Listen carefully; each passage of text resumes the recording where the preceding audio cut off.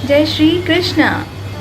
गुरुर् ब्रह्मा गुरुर्विष्णु गुरुर्देवो महेश्वर, गुरुर् साक्षात परब्रह्म, तस्मै श्री गुरुवे नमः।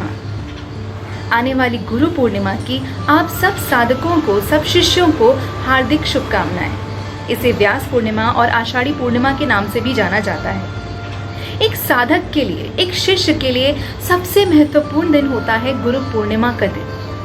गुरुदेव को और जानने का दिन होता है गुरु पूर्णिमा का दिन। गुरुदेव को और प्रेम करने का दिन होता है गुरु पूर्णिमा का दिन। गुरुदेव के प्रति अपनी कृतज्ञता प्रकट करने का दिन होता है गुरु पूर्णिमा का दिन। यूं तो गुरु शब्द का अर्थ बहुत ही सरल है।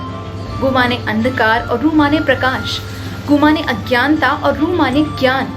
जो अंधकार से उजाले की तरफ लेके जाए, जो अज्ञान से ज्ञान की ओर लेके जाए, उसका अर्थ है गुरु, वो कहलाते हैं गुरु। परंतु वास्तविक गुरु का अर्थ इतना व्यापक है, इतना विराट है, जिन्हें कुछ शब्दों में संगठित करना असंभव है। स्वयं भगवान भी जब जब अवतार लेकर इस धरती पर आए हैं, उन्होंने शिक्षा गुरु के साथ साथ दीक्षा गुरु भी किए हैं। शायद मानव जाति को यह संदेश देने के लिए कि चाहे कोई भी हो, गुरु की आवश्यकता सबको है। अपनी आध्यात्मिक उन्नति के लिए गुरु होने ही चाहिए, हम सबको गुरु करने ही चाहिए। शायद यही संदेश भगवान ने अपने हर अवतार में दिया है और अपने भक्तों के भी हर अवतार में भगवान ने यही सिखाया है कि गुरु मिलने के पश्चात ही उन्हें ईश्वर के दर्शन हुए। ईश्वर के चरणों में उनकी भक्ति बढ़ी तो गुरु मिलने के पश्चात ही ये संभव हो पाया। स्कंद पुराण में माता पार्वती ने अनेक अनुरोध करने पर शिवजी से गुरु की महिमा जाननी चाहिए। तब शिवजी ने पूरे संसार के कल्याण के लिए उन्हें गुरु के बारे में ज्ञान दिया।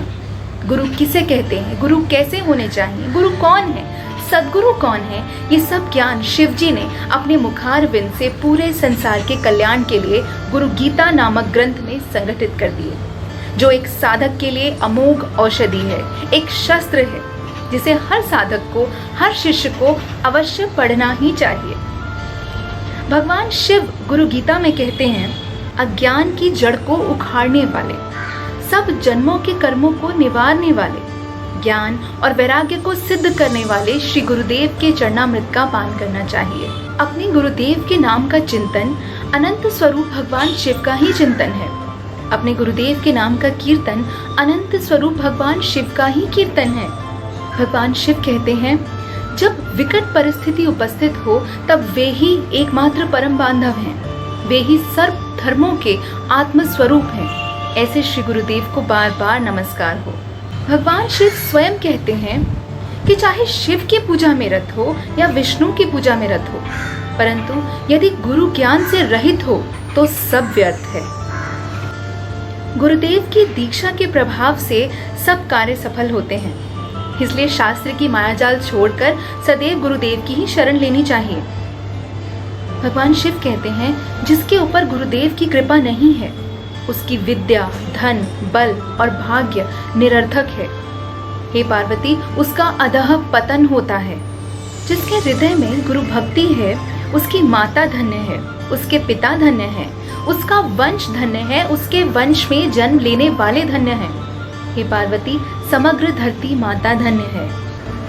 सर्व प्रकार के संदेहों का जड़ से नाश करने में जो चतुर हैं, जन्म, मृत्यु और भय का विनाश करने वाले हैं, ऐसे ही महागुरु कहलाते हैं, सद्गुरु कहलाते हैं। हे पार्वती, अनेक जन्मों में किए गए पुण्यों के कारण ही ऐसे महागुरु प्राप्त होते हैं, और ऐसे गुरु प्राप्त होने के बाद शिष्य कभी संसार बंधन में नहीं बंधता, अतः मुक्त हो जाता है।